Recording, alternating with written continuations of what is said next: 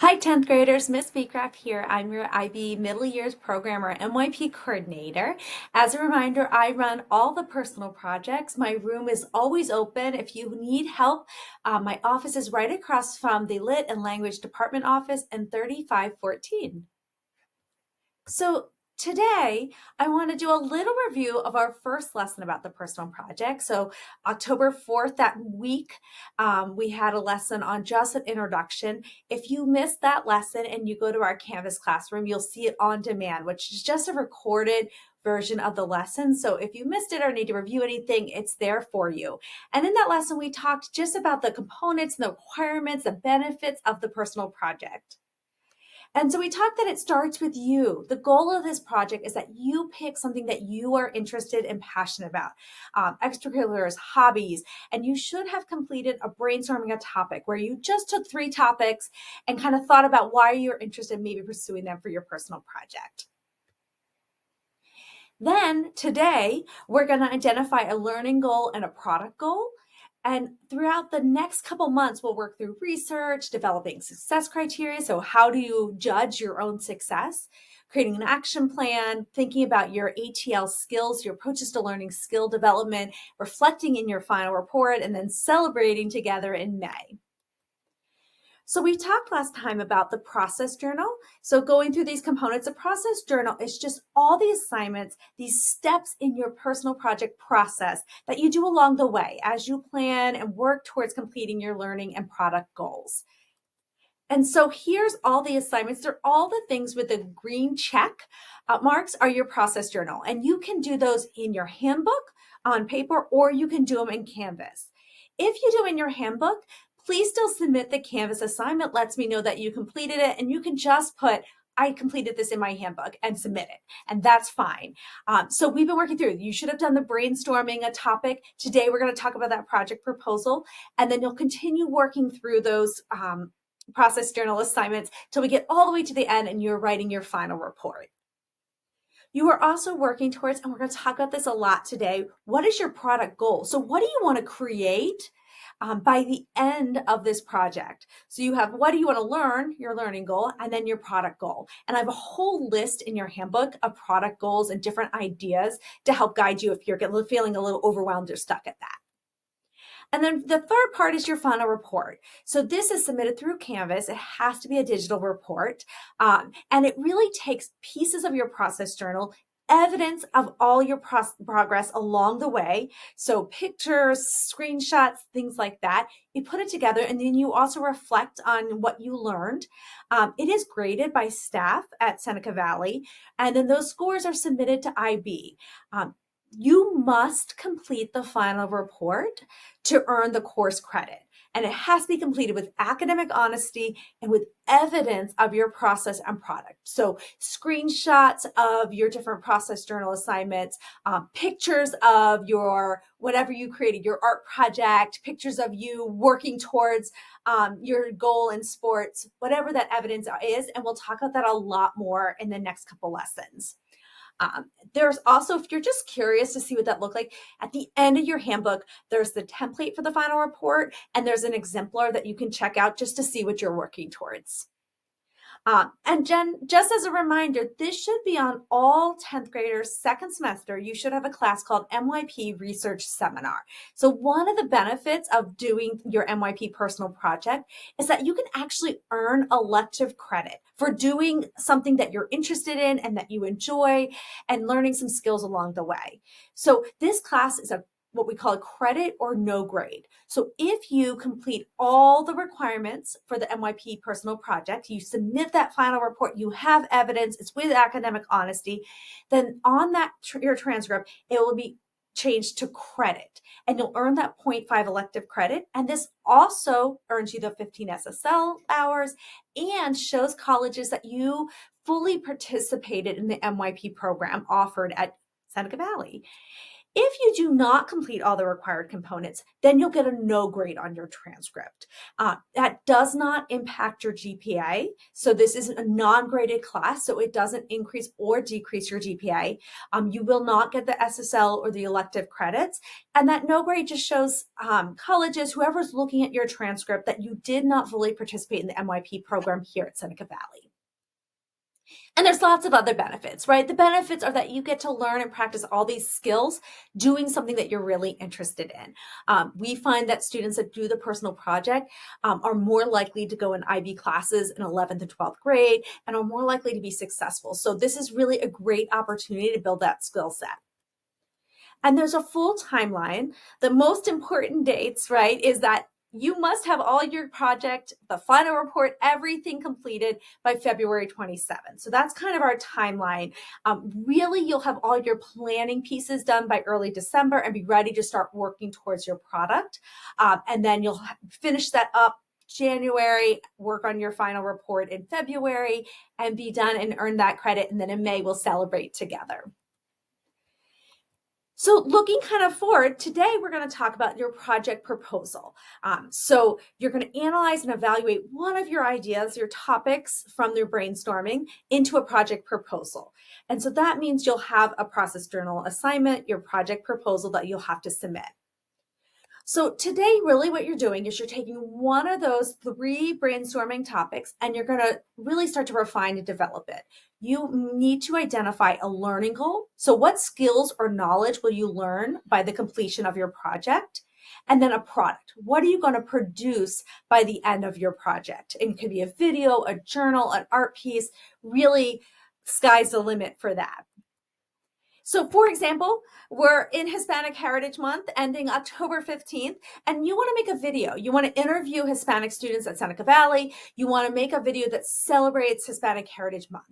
So your learning goal, what do you want to learn, or what knowledge or skill do you want to acquire? And your product, what do you want to produce? So you might want to learn, sorry, I'm blocking that.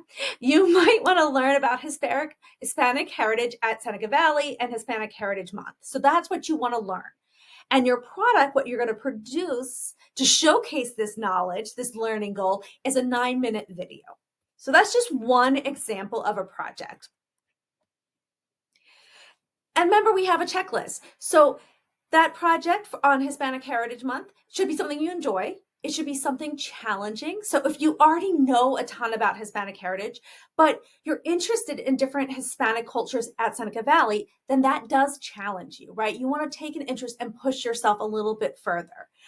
It has to be possible within the time frame and the materials that you have. You have to have a learning goal and a product goal. You have to be able to measure your success at the end of the project. And we'll talk about that a lot next lesson. And it has to be school appropriate and safe. And I always get asked, this feels a little overwhelming, Miss Beecraft. How big does this project need to be? It can be big. This is a last year project where they built a replica of Seneca Valley High School. I had a student design and sew an entire outfit. I had a robotic arm. So if that's something that you have the time and the space and the interest in pursuing, that's fantastic. And this is a great opportunity to take advantage of that. But you get to choose how big your project is. The criteria is that it challenges you, and only you can answer that question. And part of that challenge is, can you fit this in your schedule? Can you fit what you're envisioning and have an action plan to enable you to be successful? And if not, then maybe you need to scale back your project. So I had a student that wanted to write a full play, and then I realized he didn't have time to do that. So he wrote one of the acts, and that's okay. So you get to choose how challenging it is, and you need to decide if it's possible within your own timeframes and materials that you have. If you're having a difficult time, there's lots of resources that could help you. I've got a list of past Seneca Valley projects with their learning goal and the product goal to give you some examples. There's a whole list of possible products in your handbook and in Canvas. And there's an exemplar project proposal, an example one that you can look at just if you're unsure what I'm asking you.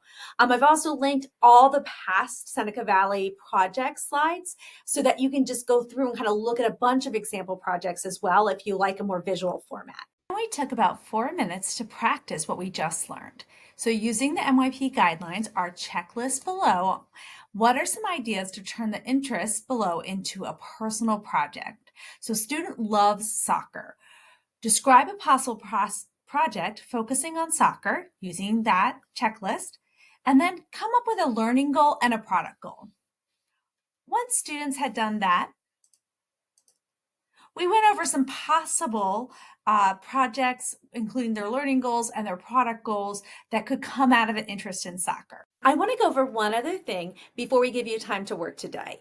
After today's lesson and you submit your project proposal, the next thing that you'll do is have a supervisor meeting. So on Thursday, October 24th, during Eagle Time, you'll meet with the SVHS staff member to provide you feedback. You will have an assignment. It's a reflection questions. You have them in your book, and I'll go over them in just a minute to help you feel prepared and confident for your meeting. So if you want to follow along, on page 29 in your handbook is the directions for your first supervisor meeting. So all students that are completing their MYP personal project will be assigned an SVHS staff supervisor. You will receive an email with the information for your supervisor, the name, department, and room number. You will meet with your supervisor 3 times throughout the process during Eagle Time. So our first meeting is Thursday, October 24th, okay? And you're going to discuss your project proposal.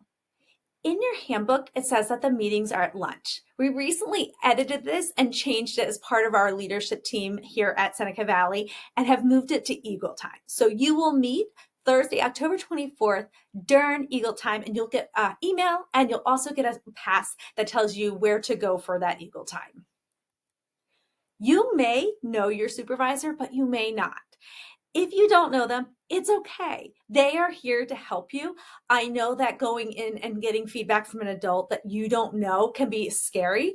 There are guiding questions, so they're going to ask you questions. You know them ahead of time. So go ahead and make sure that before your meeting, you look over the questions, you make some notes so that you feel prepared and confident. But at the end of the day, your supervisor is just here to talk about what really cool idea you have or how you might be stuck and how they can help. So their job is really, they're going to meet with you either individually or in a small group with other personal project 10th graders. They're going to discuss that list of guiding questions, check in on your progress, help you troubleshoot if you are stuck or you're behind or you don't know how to move forward. They're going to provide you encouragement, and then they're just going to report on your progress to me so I can help keep track and make sure I'm encouraging you and supporting you. So before the meeting, you want to make sure you've done your brainstorming and your project proposal. You want to prepare for the meeting by brainstorming responses to those guiding questions. This will help you feel comfortable and confident and prepared for the meeting. You can find those guiding questions on the back of that page 29 in your handbook. So there's just 4 questions. During the meeting, you can take notes. So you want to take notes on any of their feedback on your paper copy in your handbook, or you can do it directly in the Canvas assignment. And then afterwards, you're just going to submit your notes for supervisor meeting number 1, reflective questions in Canvas. And so just so you have a document of kind of the feedback and the suggestions from your supervisor. And so again, that will be in October. And then the following lesson after that, refine and research. You're going to start learning more about your topic. That is the week of November 6th. And that's going to be in your chemistry class. And if you're not in chemistry, so you're taking maybe physics this year, it's okay. I got you. I am working with those teachers to make sure that you receive that lesson, are supported. So I will email all of my students that are not in chemistry and make sure that you know what the plan is for you on that week of November 6th so you don't miss that lesson. For the rest of class, have a great time working, be productive, focus on your project proposal. I'm really excited to see what you guys come up with.